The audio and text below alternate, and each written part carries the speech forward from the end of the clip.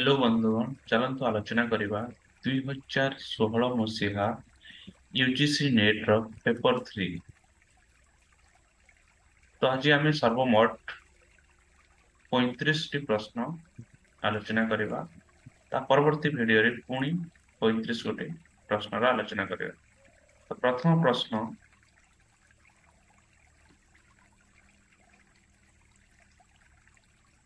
पशु पक्षी मूलक लोक कहानी रे पशु पक्षी मूलक लोक कहानी रे चित्रित पशु पक्षी वैशिष्ट्य सेमाने प्रतिवाद करि पारंती। प्रथम ऑप्शन। द्वितीय ऑप्शन, सेमाने मनुष्य सुलभ गुणर अधिकारी। तृतीय ऑप्शन, सेमाने सर्वदा दलबद्ध।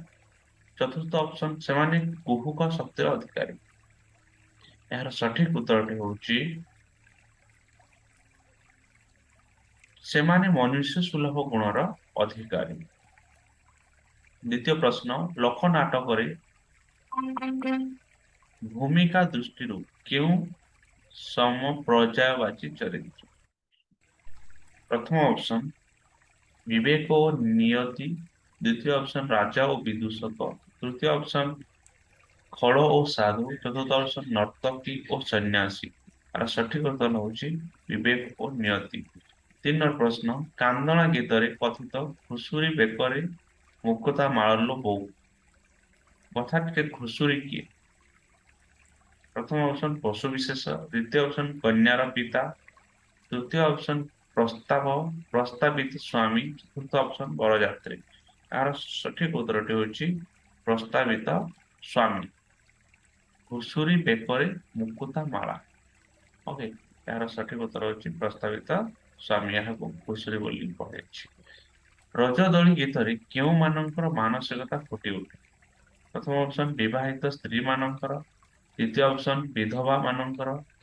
तृतीय ऑप्शन, सान पिला मानकर। चतुर्थ ऑप्शन, किशोर किशोरी मानकर। यार सठिक उत्तरटी होची किशोरी मानकर। पांच नंबर प्रश्न, भारत लीला रे क्यों दुई चरित्र संपृक्त। प्रथम ऑप्शन, शांतानु गंगा। द्वितीय ऑप्शन, युधिष्ठिर द्रौपदी। तृतीय ऑप्शन, अर्जुन सुभद्रा। चतुर्थ ऑप्शन, भीम हिडम्बा। यार सठिक उत्तरटी होची अर्जुन सुभद्रा। छह नंबर प्रश्न होगा, लोक विश्वास अनुଯାयी दास काठिया सृष्टि मूल रे किए। प्रथम ऑप्शन, भरत। द्वितीय ऑप्शन, दास राजा। तृतीय ऑप्शन, बाली। चतुर्थ ऑप्शन, हनुमान। यार सठिक उत्तरटी होची चतुर्थ ऑप्शन, हनुमान। दास काठियार मूल सृष्टि मूल रे हनुमान। इंडियन थ्योरी बा माइक्रो माइक्रोसनाल थ्योरी रो प्रवक्ता किए। ऑप्शन गुडी हला मार्क्स मुलर। द्वितीय ऑप्शन, थियोडर बेनफे। तृतीय ऑप्शन, रेमंड जैकोबसन। चतुर्थ ऑप्शन, मजहारुल इस्लाम। यार सठिक उत्तरटी होची थियोडर बेनफे। आठ नंबर प्रश्न को जिबा, तोहर अंतरे छाड़ी नोड रुपेडा चर्चा गीतिकार यही पदटीर रचयिता किए। तोहर अंतरे छाड़ी नोड़पेड़ा। प्रथम ऑप्शन, कान्हपाद। द्वितीय ऑप्शन, दारिकपाद। तृतीय ऑप्शन, सौरभपाद। चतुर्थ ऑप्शन, लुईपाद। यार सठिक उत्तर होची प्रथम ऑप्शन, कान्हपाद। नौ नंबर प्रश्न को जिबा, पुरी जगन्नाथ मंदिर जय विजय द्वार दक्षिण पार्श्व लिखित शिलालेख काହାର ସମୟର। प्रथम ऑप्शन, कपिलेन्द्र देव। द्वितीय ऑप्शन, पुरुषोत्तम देव। तृतीय ऑप्शन, प्रताप रुद्र देव। चतुर्थ ऑप्शन, मुकुंद देव। यार सठिक उत्तरटी होची प्रथम ऑप्शन, कपिलेन्द्र देव। दक्षिण पार्श्व जो शिलालेखटी अच्छी कपिलेन्द्र देवଙ୍କର ସମୟର ଶିଳାଲେଖ। कोइली बलिण पार्थ जबकोटि कही ସେହି ଜୀବ ମୁହିଁ ଜାଣ ସର୍ବତ ଅଟଇ। ପଦଟି କେଉଁ ରଚନାରୁ ଆସିଛି। ପ୍ରଥମ ଅପସନ, କେଶବ କୋଇଲି। ଦ୍ୱିତୀୟ ଅପସନ, ଜ୍ଞାନୋଦୟ। ତୃତୀୟ ଅପସନ, ଅର୍ଥ କୋଇଲି। ଚତୁର୍ଥ ଅପସନ, କାନ୍ତ କୋଇଲି। ଏହାର ସଠିକ ଉତ୍ତରଟି ହେଉଛି ତୃତୀୟ ଅପସନ, ଅର୍ଥ କୋଇଲି। ଇନ୍ଦ୍ରବୃତ୍ତି ଓଡ଼ିଆ ଥିବାରୁ କେଉଁ ଗ୍ରନ୍ଥର ପ୍ରମାଣ ମିଳେ। ପ୍ରଥମ ଅପସନ, ତନ୍ତ୍ରସାର, ଦ୍ୱିତୀୟ ଅପସନ୍ ଜ୍ଞାନ ସିଦ୍ଧି, ତୃତୀୟ ଅପସନ୍ ପୁରନ୍ଦମ ଜାତକ, ଚତୁର୍ଥ ଅପସନ୍ ବିନୟ କଟକ। ତାର ସଠିକ ଉତ୍ତରଟି ହେଉଛି ଜ୍ଞାନ ସିଦ୍ଧି। ବିରୁଦ ଶବ୍ଦର ଅର୍ଥ କଣ? ପ୍ରଥମ ଅପସନ୍ ବିରୁଡି ବସା, ଦ୍ୱିତୀୟ ଅପସନ୍ ବୀରତ୍ୱ, ତୃତୀୟ ଅପସନ୍ ରାଜ ପ୍ରଶସ୍ତି, ଚତୁର୍ଥ ଅପସନ୍ ବୀରାଙ୍ଗନା। ଏହାର ସଠିକ ଉତ୍ତରଟି ହେଉଛି ରାଜ ପ୍ରଶସ୍ତି। 13 ପ୍ରଶ୍ନ, ଉଭୟ ଗଦ୍ୟ ଓ ପଦ୍ୟର ଆତ୍ମିକ ମିଶ୍ରଣରେ ଚରିତ ଗ୍ରନ୍ଥ କେଉଁଟି? ସମନାଥ ବ୍ରତ କଥା, ଲକ୍ଷ୍ମୀନାରାୟଣ ବଚନିକା, ତୃତୀୟ ଅପସନ୍ ନାଗର ଚୌଠି, ଚତୁର୍ଥ ଅପସନ୍ ରୁଦ୍ର ସିଧାନିଧି। ଏହାର ସଠିକ ଉତ୍ତରଟି ହେଉଛି ରୁଦ୍ର ସୁଧାନିଧି, ଯାହାକି ଉଭୟ ଗଦ୍ୟ ଓ ପଦ୍ୟର ସମ୍ମିଶ୍ରଣରେ ରଚିତ। 14 କେଉଁ ରାଜାଙ୍କ ସମୟରେ ବୌଦ୍ଧ ବ୍ରାହ୍ମଣ କଳି ହୋଇଥିଲା? ପ୍ରଥମ ଅପସନ୍ ଦିବ୍ୟସିଂହ ଦେବ, ଦ୍ୱିତୀୟ ଅପସନ୍ ମଦନ ମହାଦେବ, ତୃତୀୟ ଅପସନ୍ ପ୍ରତାପ ରୁଦ୍ର ଦେବ, ଚତୁର୍ଥ ଅପସନ୍ ଅନଙ୍ଗ ଭୀମ ଦେବ। ଏହାର ସଠିକ ଉତ୍ତରଟି ହେଉଛି ଦ୍ୱିତୀୟ ଅପସନ୍ ମଦନ ମହାଦେବ। 15 ସହଜ ଚକ୍ରର ପରିକଳ୍ପନା କେଉଁ ଧର୍ମ ସଂଯୋଗ? ଜୈନ ଧର୍ମ, ଶାକ୍ତ ଧର୍ମ, ବୌଦ୍ଧ ଧର୍ମ, ନାଥ ଧର୍ମ। ଏହାର ସଠିକ ଉତ୍ତରଟି ହେଉଛି ଦ୍ୱିତୀୟ ଅପସନ୍ ବୌଦ୍ଧ ଧର୍ମ, ଯାହାକି ସହଜ ଚକ୍ରର ସମ୍ପର୍କିତ। ଅପର ସନ୍ନ୍ୟାସୀ କେଉଁ ଧର୍ମର ପାରିଭାଷିକ ଶବ୍ଦ? ଅପର ସନ୍ନ୍ୟାସୀ, ପ୍ରଥମ ଅପସନ୍ ଜୈନ ଧର୍ମ, ଦ୍ୱିତୀୟ ଅପସନ୍ ସତନାମୀ ଧର୍ମ, ତୃତୀୟ ଅପସନ୍ ସନାତନ ହିନ୍ଦୁ ଧର୍ମ, ଚତୁର୍ଥ ଅପସନ୍ ମହିମା ଧର୍ମ। ଏହାର ସଠିକ ଉତ୍ତରଟି ହେଉଛି ଅପର ସନ୍ନ୍ୟାସୀ, ଚତୁର୍ଥ ଅପସନ୍ ମହିମା ଧର୍ମ। 17 ତାନ୍ତ୍ରିକ ପଞ୍ଚମକାର ସାଧନାର ମତ୍ସ୍ୟ ଶବ୍ଦର ଯୌଗିକ ଅର୍ଥ କଣ? 17 ପ୍ରଥମ ଅପସନ୍ ହେଲା ପରମହଂସ, ଦ୍ୱିତୀୟ ଅପସନ୍ ଶ୍ୱାସବାୟୁ, ତୃତୀୟ ଅପସନ୍ ଚକ୍ଷୁ, ଚତୁର୍ଥ ଅପସନ୍ ଲକ୍ଷ୍ୟଭେଦ। ଏହା ଦ୍ୱିତୀୟ ଅପସନ୍ ଶ୍ୱାସବାୟୁ ହେଉଛି ଠିକ ଉତ୍ତର। 18 ବୁଦ୍ଧିଜୀବୀ ଓଡ଼ିଶା ଗ୍ରନ୍ଥର ଲେଖକ କିଏ? ପ୍ରଥମ ଅପସନ୍ ନବୀନ କୁମାର ସାହୁ, ଦ୍ୱିତୀୟ ଅପସନ୍ ଆର୍ତ୍ତବଲ୍ଲଭ ମହାନ୍ତି, ତୃତୀୟ ଅପସନ୍ ବିଚ୍ଛେଦ ଚରଣ ପଟ୍ଟନାୟକ, ଚତୁର୍ଥ ଅପସନ୍ ବଂଶୀଧର ମହାନ୍ତି। ଏହାର ସଠିକ ଉତ୍ତରଟି ହେଉଛି ପ୍ରଥମ ଅପସନ୍ ନବୀନ କୁମାର ସାହୁ, ଯିଏକି ବୁଦ୍ଧିଜୀବୀ ଓଡ଼ିଶା ଗ୍ରନ୍ଥଟି ଲେଖିଥିଲେ। 19 କେଉଁ ଗ୍ରନ୍ଥରେ ଚୌରାଙ୍ଗୀନାଥଙ୍କ ପରି ବାଙ୍କିଗଡ଼ର ରାଜପୁତ୍ର ଅବଧୂତ ହେବା କଥା ବର୍ଣ୍ଣିତ?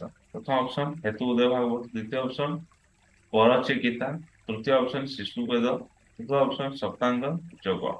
ଏହାର ସଠିକ ଉତ୍ତରଟି ହେଉଛି ପ୍ରଥମ ଅପସନ୍ ହେତୁ ଉଦୟ ଭାଗବତ।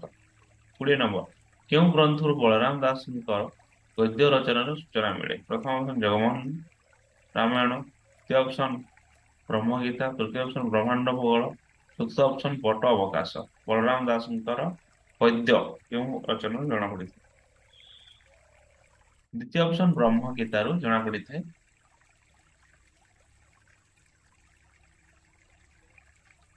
ବଳରାମ ଦାସଙ୍କର ଗଦ୍ୟ ରଚନାର ସୂଚନା।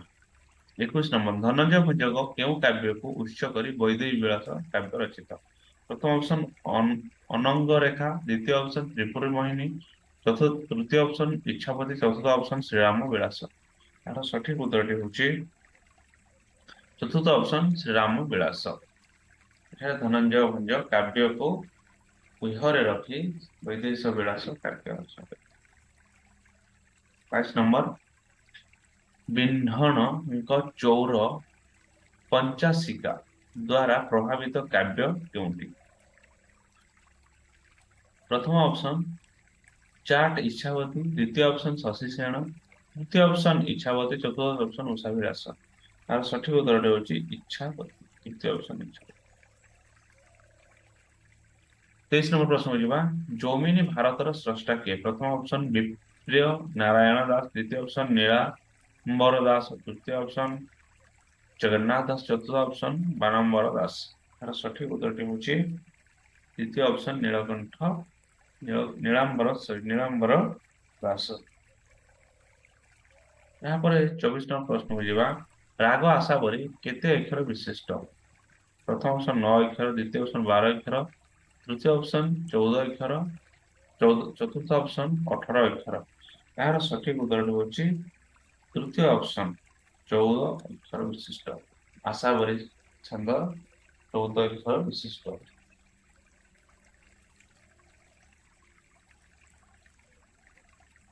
परवर्ती प्रश्न 25 नंबर को जीवा अर्थ को नहीं अर्थ अलंकार ध्वनि को नहीं क्यों अलंकार को अनुप्रास सृष्टि संसृष्टि अलंकार संकर अलंकार कलाहंकार यार सठिक उत्तरटी होची शब्द अलंकार ध्वनि को नहीं ओके गठित होता अलंकार कौन शब्द अलंकार। 26 नंबर कारण थाई सुधा कार्यर उत्पत्ति नहेले क्यों अलंकार हुए। 26 नंबर प्रथम ऑप्शन विश्व शक्ति द्वितीय ऑप्शन तीरो बना तृतीय ऑप्शन क्या विरोधासभा चतुर्थ ऑप्शन स्वभाव। ओके प्रथम ऑप्शन ताहले विशेष होची यार उत्तर। 27 नंबर को जीवा निम्न पदटी क्यों छंदरे रचित हाय दैव जम्बुक पशी फयर गुम्भारे गोईठा प्रहारी नेवत मुखु ओटारी ग्रास तार सहर्यता समाहित ग्रास तार साहाଯ୍ୟତା ସହିବ ମୌନେ ଏ ଲାଞ୍ଛନା ଥିଲେ ଯୁଗେ ଆର୍ଯ୍ୟର ଲଲାଟେ। ପ୍ରଥମ ଅପସନ ମୁକ୍ତ ଛନ୍ଦ ଦ୍ୱିତୀୟ ଅପସନ ମିଶ୍ର ଛନ୍ଦ ତୃତୀୟ ଅପସନ ଅମୃତାକ୍ଷର ଚତୁର୍ଥ ଅପସନ ଗଦ୍ୟ ଛନ୍ଦ। 27 ନମ୍ବର ଏହାର ଉତ୍ତରଟି ହେଉଛି ତୃତୀୟ ଅପସନ ଅମୃତାକ୍ଷର ଛନ୍ଦ।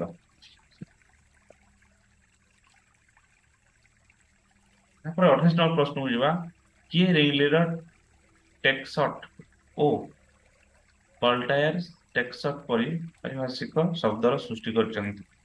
प्रथम ऑप्शन आईए रिचार्ड द्वितीय ऑप्शन गालो गालोनाथ सॉरी गालोबात रोलाबात तृतीय ऑप्शन जैक परिडा चतुर्थ option Virginia Woolf. 29 number diachronic आलोचना कहले कहा बुझाए प्रथम ऑप्शन मनस्तात्विक द्वितीय ऑप्शन कला विज्ञान तृतीय ऑप्शन कला ओ आलोचना कला ओ कला भित्तिक आलोचना चतुर्थ ऑप्शन कालानुक्रमिक आलोचना। यार सठिक उत्तरटी होची द्वितीय ऑप्शन रोल बात। ड्राइकोनोसिस आलोचना कहले कहा बुझाए ड्राइकोनोसिक मनसात्विक आलोचना को बुझाए चरित्र भित्तिक आलोचना को काल और काल भित्तिक कालक्रमिक आलोचना। यार सठिक उत्तरटी होची चतुर्थ नंबर कालक्रमिक आलोचना। 30 नंबर प्रश्न को जीवा से कहिला एई मोर सर्चा साढ़ी आकार रे तरा आउ तारा तुमरी फुलता तले हजि जाए राधानाथ राय आउ सची राउत राय पक्तिटी क्यों काव्य सहित संपृक्त। प्रथम अनुसंग प्रदान द्वितीय ऑप्शन वास्तववाद तृतीय ऑप्शन इतिहास चेतना चतुर्थ ऑप्शन व्यंजना। यार सठिक उत्तरटी होची अनुसंग प्रदान अनुसंग प्रदान।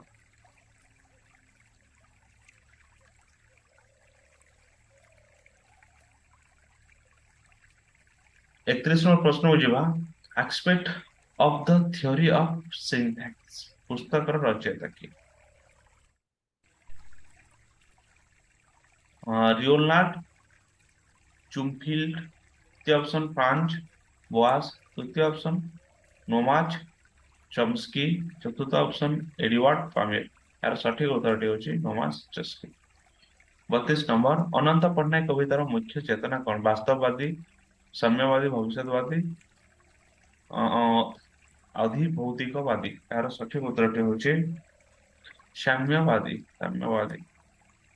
निम्नोक्त क्यों पुस्तक अति वास्तववादी चेतना प्रकाश पाई अति वास्तववादी चेतना क्यों पुस्तक प्रकाश पाई